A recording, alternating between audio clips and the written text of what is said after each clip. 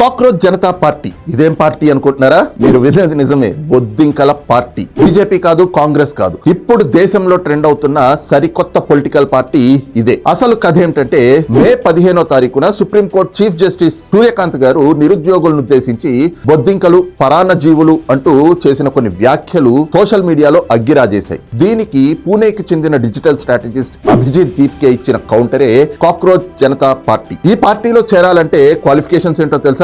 1, మీరు పక్కా నిరుద్యోగి అయి ఉండాలి. 2, మీరు పరమ బద్ధకస్తులై ఉండాలి. 3, రోజంతా ఆన్లైన్ లో ఉంటూ సోషల్ మీడియాలో రచ్చ చేయాలి. ఇక వీళ్ళ ఎలక్షన్ సింబల్ ఏంటో తెలుసా? మన చేతిలో ఉండే స్మార్ట్ ఫోన్ ఏనండి.